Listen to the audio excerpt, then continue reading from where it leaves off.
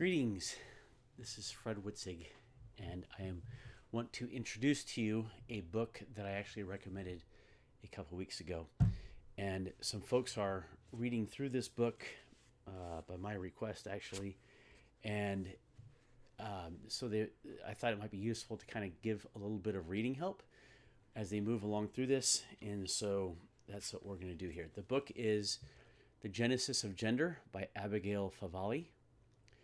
And so we're just going to work through it here. I want to begin just by thinking about how to read a book like this. This is not a novel. This is not light reading. It's not heavy reading, I wouldn't say, but it's also not light reading. And so it's kind of an academic book. I would say it's kind of like an undergraduate book, maybe, for undergraduate students at a college. And so it's accessible. I think most people can get a lot out of it, but it's not necessarily an easy book. I'm reading through this book with a group of good friends, brothers in my church, and they just hearing their questions makes me realize, yeah, maybe some introduction would be useful. If you read this book and it's difficult for you, there's no shame in that, right? There's no shame in that. In fact, one of the things that I would like to encourage anytime you encounter a book like this is to read it with a group of people, and don't be embarrassed to show up in the group and say, wow, I found this chapter really hard and I didn't get this point and I didn't understand what that word really means. There's no embarrassment in that. The best scholars in the world don't always understand things and have to ask questions. I remember my dissertation advisor in graduate school, really great guy, fantastic, great guy. He unfortunately passed away about a year ago, but really great guy, very well accomplished, one of the best scholars in his field, in his subject. And he so in graduate school, what you do is each week you read a book and then come in and talk about it with your fellow graduate students. And the professor just sits there. He doesn't really lecture. He just guides the conversation, and we can ask him questions and that sort of thing. So we come in after this one book. I mean, this thing was just totally academic, full of jargon. And he walked in and he goes, I wish sometimes scholars would just say what they mean and cut out all the big long words and just say it straight. And that was one reason among several that I really liked my advisor, because he was willing to say, man, that's kind of hard, And so don't be ashamed. Don't be embarrassed to come and say, I just didn't get this. And this would happen, by the way, in graduate school. This would happen to different people at different times. Sometimes I came and I thought, yes, I really got this book and it made a lot of sense and it was great. And somebody else in class would be like, wow, I'm not really sure what to make of this book. Other times, the other person would come and, oh, this is great and I love it. And I'm going, man, I don't know what they're talking about. So books just strike people just differently. So don't be embarrassed. That would be my number one thing. My number two main point for reading a book is don't get lost in details. In any nonfiction book that you're reading, you're trying to get the main points. That's all. I used to have students read textbooks, and textbooks aren't all that fun to read, even for me. Even history books, they're not necessarily all that fun to read. I enjoy them, but it's not like a novel or something like that. But some people just hate these textbooks, and I begin to figure out, oh, they're reading these things thinking that they have to learn, memorize, and know every single detail there. And I would always tell my students, don't memorize details. The details are there to support the main points. The main points are what you want more than anything. You want to get the main points. So don't read this like, I gotta really understand and digest and assimilate and remember. No. You're just you're just trying to read this thing for the big ideas. And if you don't understand a particular paragraph, move on. Don't worry about it, or write it down and ask your friends. Hey, we read this. I don't understand this paragraph. If you feel like it's really important. Otherwise, it's just go for the details, including stories. Stories are there, especially in a book like this. Stories are there not because it's so important that you know every twist and turn of the story. The story is there to get you to see, oh, I see what happened. So she tells a story in her chapter 1, getting ahead of myself here, but in her chapter 1, she's actually quite a bit in her book. She tells stories about how she came to understand something. And the point of it is not that it's so important that she went to this school and took this class and had this student. The important thing is like, oh, I see how you began this way, and then some things happened here, and now you end up thinking this way. That's all she's trying to do. So enjoy the stories. I think she's a really good storyteller, and I think you'll enjoy that. Okay, what else here? Also, make use of the entire book. Okay, so for instance, this book has a picture of a man here, a woman here, and it's actually it's a much bigger picture that has been cropped to this size right here. And I recommend not looking at the bigger picture. It's like, this is very discrete. The larger picture is not discrete. And so I had this brilliant idea. Hey, I'd like to look at this picture, see what else I can learn from the rest of the picture. And I Googled it, looked it up, and said, oh, never mind. So they've cropped it to this. But think about why they would do this cover. Nothing in a book is by accident. Really, truly, nothing about a book is by accident. Book selling is a tough business.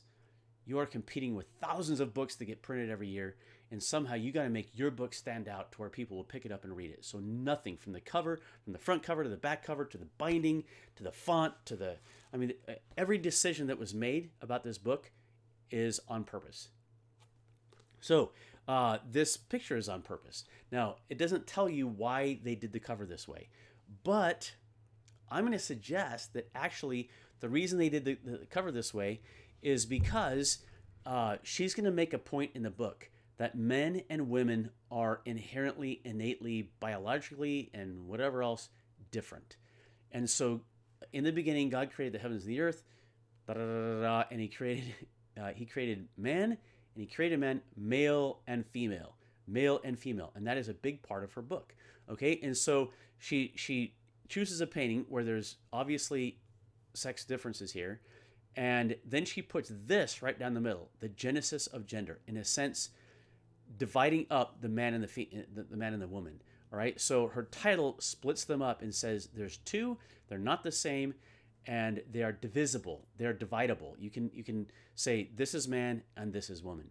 I think she's making a statement right there with her cover.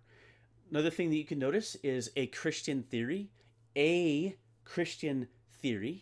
Okay, I think there's humility built into that. She's not saying, hey, look, this is the Christian theory of gender. I got it. Read this and you will find out the Christian theory. She's saying a Christian, like this is how she's saying it. Okay, that's actually quite a bit more humble. A Christian, okay, so you know there's a Christian book. She's coming from a Christian, she's a self-professing Christian. Okay, and then a theory. So what she's saying here is not necessarily meant to be like a scientific study. This is going to be a little bit theoretical. And frankly, if I were you, I would read that and I go, oh no, it's theory. Theory is hard. It is, but she's writing this for a popular audience, and very evidently for a popular audience. And so she keeps the theory pretty accessible, I think. All right, and one way that you can tell that is Ignatius. Ignatius, there's a couple things about this is the press right here. Ignatius Press published this book. A few things to know about that. One, Ignatius is Catholic. All right, so she is Catholic, and this is written as a Catholic and published by Catholics, but not necessarily just for Catholics. I've heard her on Protestant shows. I've seen her give a talk at a Protestant, at a Protestant campus. So she's definitely writing this for everybody, but it is a Catholic press, and she is Catholic. So that doesn't bother me at all. It doesn't bother me at all. Catholics are, in my opinion, Catholics are some of the most thoughtful when it comes to social, political, even theological kind of ideas. They've been thinking for 2,000 years, and so their ideas are usually well worth considering. Also, so the number two thing is that Ignatius will publish for people. Usually Ignatius, it seems to me, in my experience and what I've seen come out of Ignatius Press, they're aiming for not really an academic audience, but an educated educated popular audience. Okay, so now we see just from the press that this is kind of aimed at you and me. And then the last thing is Ignatius is a big name press. Okay, this isn't some fly by night little corner publisher somewhere. This is a really important press. If you go to their website, I think you'll find that some pretty big Catholic names published there. Now you can also flip around to the back and look at who is recommending this. I don't recommend. Excuse me. I don't recognize. I recognize two people here. Ryan Anderson. I'm a lot more familiar with him, and he's I think he's an evangelical, a really good evangelical Christian who's a pretty major authority on gender sorts of things. So I like to see that he really recommended this book. I just read a review of Erica Bacciocchi, whatever her name is. I haven't read her stuff, but apparently she's a really smart person too. So, and then I don't know the other three. But seeing this is like, okay, look at that. A really good person that I like recommended this book. So that's a good sign. Okay, I always read the inside covers right here because it tells me something, just a little summary. So if you want to get kind of a summary of it, there's a couple of paragraphs right there. All right, going through here. Let's see. For our sons and daughters. Before we get there, this is copyright 2022. So this is really, really recent. This is on the copyright page. It's copyright 2022. So really recent, and which is important to note because if this was like 1980, I'd be like, okay, she's telling me what life is like in academia in 1980. Man, things have no doubt changed in the 42 years since then. Oh, wait, this is 2022. So this is really current, right? This is really current. This is hot off the press. Okay, I think that's important. Then you say, for our sons and daughters, may they know their true worth. All right. This is interesting. For our sons and daughters. This is, in a sense, family, community-oriented, value-oriented, pastoral-oriented, like really caring for people. This isn't just to say, this isn't some academic exercise. She's writing this because she loves her family and she loves the next generation. And I think that's a really beautiful thing to say. So right there, those dedication lines tell you why she's writing this. Not to make some academic statement, not to publish something to get, some academic fame. She's writing this because she loves people and she loves our community. She loves the next generation. The contents thing didn't really do me a whole lot of good. Usually I read the table of contents and it gives me an idea of what is coming, but it didn't really do that much for me. Acknowledgements, I always like to read the acknowledgements because then I can tell, kind of like, okay, who reviewed this, who likes this. It didn't do a whole lot of good for me, but that's okay. Sometimes it does, sometimes it doesn't. I don't recognize a lot of these people. It is interesting, Feast of Saint Teresa of Avila. Okay, if you look up Saint Teresa of Avila, she is how do you say it?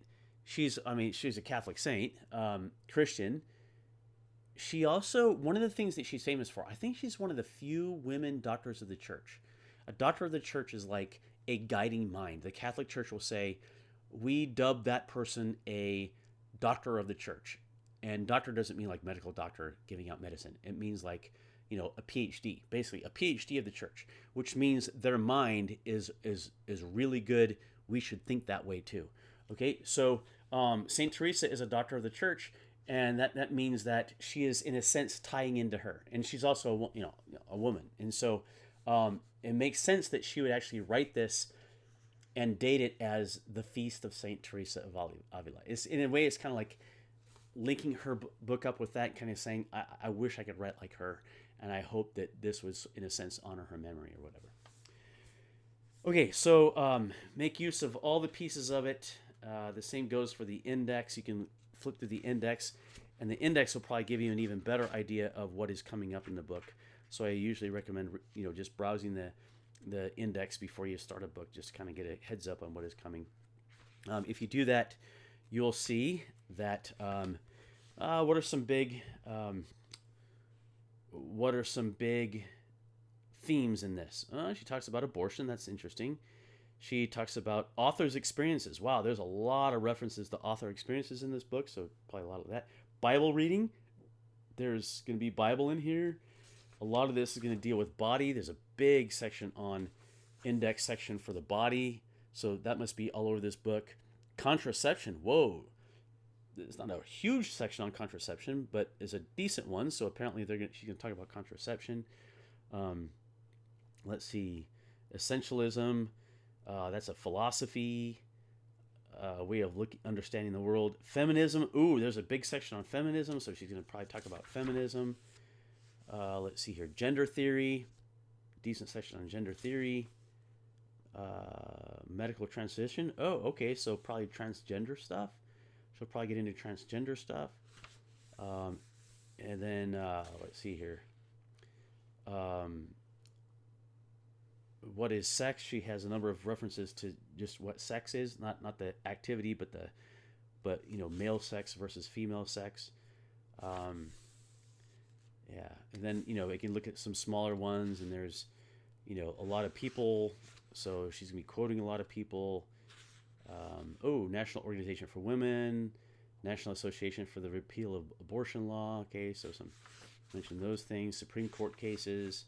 Yeah, just kind of not a lot on that, but just she's gonna be kind of wide ranging here as she talks about the biology, the science apparently, and the politics and the legal issues. And just a lot of stuff I'm anticipating. I've already read this, but I'm just saying, if I hadn't, that would be kind of like signal to me kind of the nature of the book. Okay, so that is video 1. That takes you up to chapter 1. In the next video, I will talk about chapter 1.